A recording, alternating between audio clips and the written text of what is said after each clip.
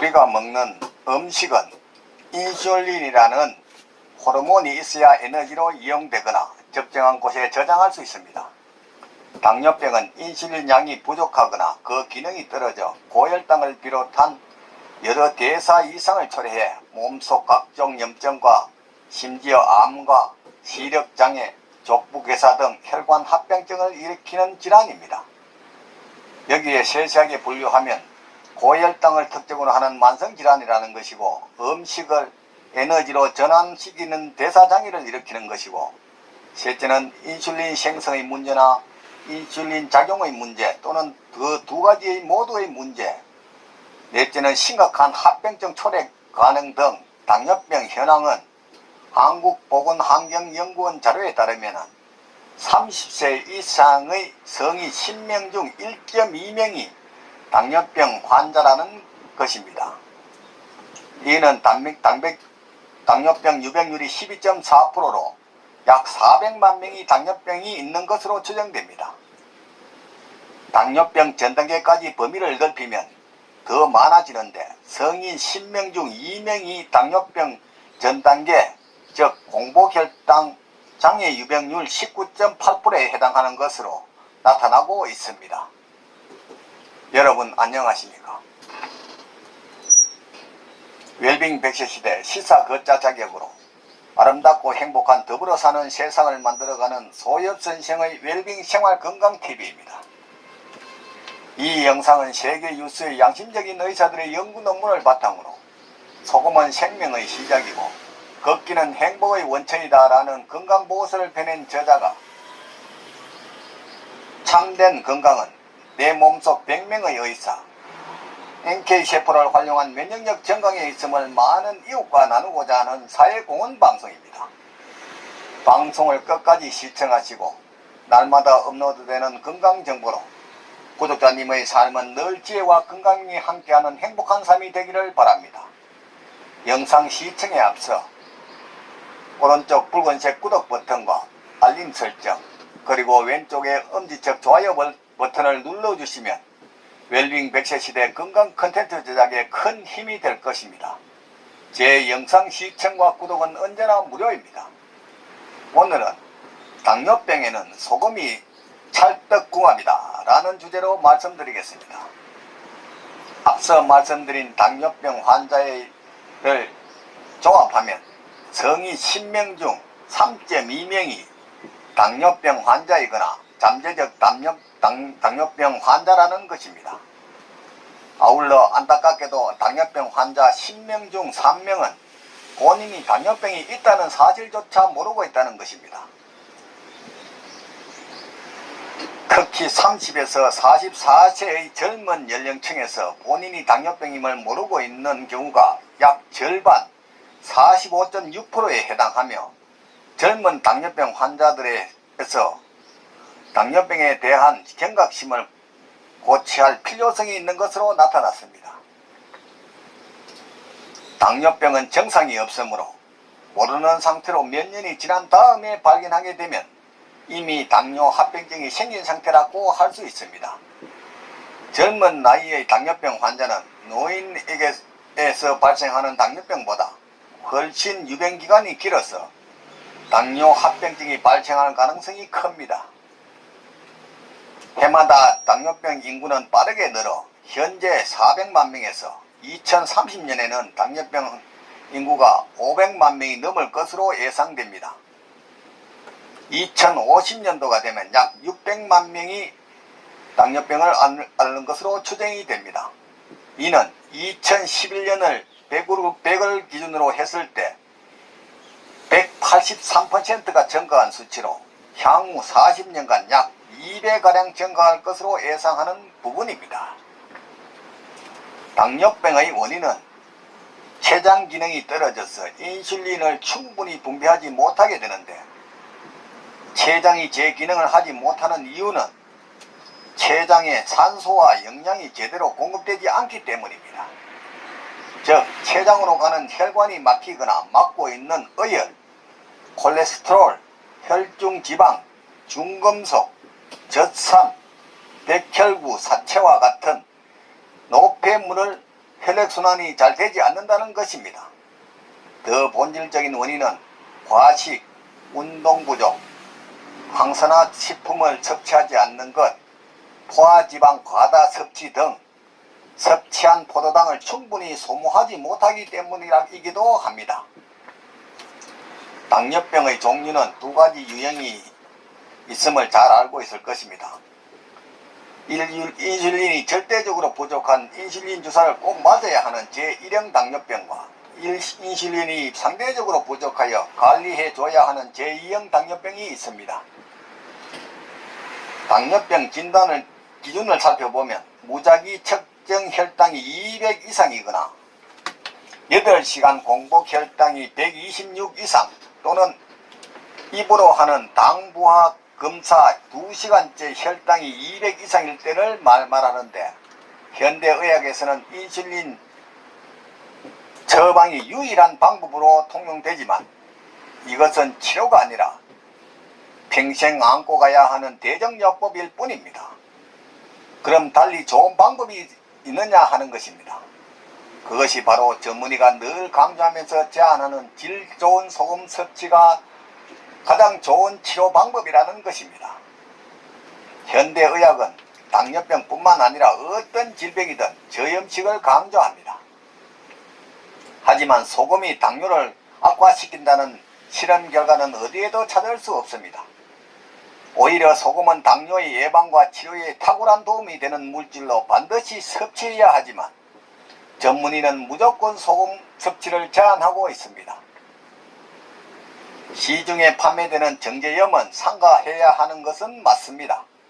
그러나 pH 13으로 미네랄이 함유된 알칼리 소금은 당뇨뿐만 아니라 암, 고혈압, 고지혈, 비만 등 각종 질병의 예방과 치료에 더없이 필요하고 중요한 물질입니다. 각종 매스컴과 포털 사이트를 통해서 저염식이 강조되지만 이는 모든 소금이 같은 소금이라는 전제하에서의 지식의 오류이거나 의도적 업무에 의한 의료산업의 카르텔일 가능성이 아주 높습니다. 우리가 먹어야 하는 소금은 나이가 들수록 산성화되는 몸을 환원하여 알칼리화하는 서해안에서 봄에 생산한 천일염으로 간수, 가스, 중금속, 여기에 현대 해양 오염에 따른 미세 플라스틱을 완전히 제거한 pH 13의 알칼리 소금입니다. 막연히 소금 섭취가 만병의 근원이 아니라 소금 섭취 부족이 만병의 근원입니다. 저염식, 무염식을 강조하는 전문의의 말에 세뇌되어 많은 이들이 소금을 멀리하는데도 암, 당뇨, 고지혈, 심뇌혈관 질환, 심지어 비만 등 각종 질병은 감소하지 않고 코로나19와 같은 바이러스성 희귀질환 등의 발생은 도리어 늘고 있는 상황에서 소금에 대한 오해와 진실을 제대로 알아야 건강을 회복하고 지킬 수 있을 것입니다. 그럼 도대체 소금은 당뇨에 어떤 영향을 미칠까요? 그 첫째는 물을 섭취하여 막힌 췌장 혈관을 뚫어줍니다. 소금을 섭취하면 물을 더 섭취하므로 탁한 혈액을 맑아지게 합니다. 따라서 췌장을 막고 있는 어혈이나 노폐물 등이 쉽게 배출되는 구조로 바뀝니다. 췌장을 막고 있는 혈관이 열리면 산소와 영양이 공급되면서 췌장은 제 기능을 다하게 됩니다. 즉 인슐린 분비가 가능하게 되는 것이라는 말입니다. 실제 당뇨로 발이 썩어 들어가는 사람이 물을 많이 마심으로 인해 가지고 한 달 만에 치료된 사례가 방송에 소개된 바도 있습니다. 두 번째는 지방을 흡착 배출하여 췌장 혈관을 청소합니다. 소금은 지방을 흡착 배설하는 강력한 효능이 있습니다. 따라서 소금을 섭취하면 췌장을 막고 있던 각종 콜레스테롤이 제거되고 췌장으로 가는 혈류를 개선하여 췌장 기능이 정상화됩니다. 셋째는 지방의 산화를 막아 혈류를 개선합니다. 소금은 알칼리성을 띠고 있어 지방이 산화되는 것을 방지합니다. 따라서 혈관을 막고 있는 산패된 지질을 환원시켜 췌장 조직의 혈류를 개선합니다. 그로 인해 췌장에 산소와 영양이 충분히 공급되면 췌장은 인슐린을 생산하는 기능이 회복됩니다. 네 번째는 활성산소가 줄어들어 췌장 기능이 정상화됩니다. 소금은 중금속을 배출하므로 체내 활성산소의 발생을 줄여서 혈중 지질의 산화를 막아줍니다. 혈중 지질 발생이 억제되면 췌장 혈관이 깨끗해지고 췌장세포에 산소와 영양이 충분히 공급되므로 췌장의 기능이 정상화되어 충분히 인슐린을 생산할 수 있습니다. 이처럼 당뇨병 치료나 예방, 그리고 암, 고지혈증, 비만 등 치료를 위해서는 소금을 충분히 섭취해야 합니다. 다만 질 좋은 소금 섭취를 말하는 것입니다. 소금의 역할은 삼투압작용을 통해 세포문을 열어 영양과 산소를 각 장기나 조직 등 세포에 공급하고 그 후 썩고 남은 피 속의 노폐물과 독소, 중금속을 비롯한 당 등을 흡착하여 대변이나 소변, 땀 등으로 배출하는 아주 중요한 물질이기 때문입니다. 우리 몸속으로 맹물로는 들어갈 수는 있어도 소금 없이는 단 한 방울의 물도 밖으로 배출될 수가 없습니다. 여름에 땀을 많이 흘리면 열사병, 일사병으로 쓰러지거나 죽음을 맞는 이유가 몸속 소금 부족 또는 결핍 때문입니다. 우리는 탄수화물을 과도하게 섭취하거나 소금은 필요 이상의 양보다 적게 섭취합니다. 당뇨의 원인은 가식과 운동 부족 그리고 저염식이지 결코 소금을 많이 섭취했기 때문이 아니라는 사실. 당뇨 등 각종 질병을 앓는 환자는 근거 없는 저염식 주장을 따르지 말고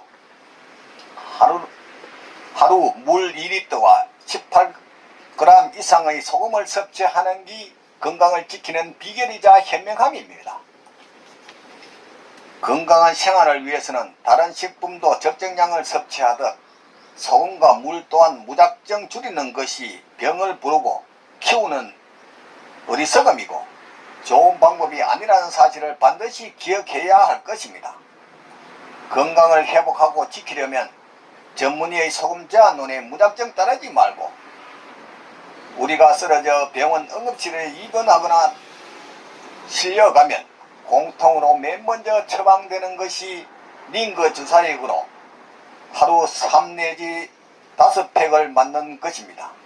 이것이 포도당이나 영양제라고 생각하는 분들이 많이 있는데 이건 순수 0.9% 소금물이라는 사실을 안다면 우리가 건강을 위해 무엇을 해야 하는지 알 것입니다. 세상에 빛과 소금이 되라는 성경의 기록처럼 소금은 과식이 없는 하늘이 내린 물질이자 영양입니다. 오늘은 당뇨병에는 소금이 찰떡구움이다라는 주제로 말씀드렸습니다. 삶에 쫓겨 방치하다시피 한 몸, 병이 와서 소문난 병원이나 유명한 의사가 병을 고쳐줄 것이라고 방황하지 말고 미리 내 몸 안에 100명의 의사를 활용한 자연치료역으로 천하보다 소중한 내 생명 건강을 지키시기 바랍니다. 부모, 형제나 친구, 심지어 의사 등 그 누구도 대신 아파져 주거나 책임져 주지 않습니다. 전문이라는 라이센스의 소금 제한론에 속지 말고 저 넓은 바다가 썩지 않는 이유는 3%의 소금과 파도 때문이듯이 질 좋은 소금 섭취와 걷기 운동으로 면역력을 높여 구독자님의 삶은 늘 건강과 기쁨이 넘치기를 바랍니다. 오늘은 보람찬 하루였습니다. 내일은 더욱 멋지고 행복한 날이 될 것입니다. 지금까지 웰빙 100세 시대 시사 걷자 자격으로 아름답고 행복한 더불어 사는 세상을 만들어가는 소엽선생의 생활건강TV였습니다. 많은 시청과 이웃에게 권하는 관심과 응원을 부탁드립니다. 감사합니다.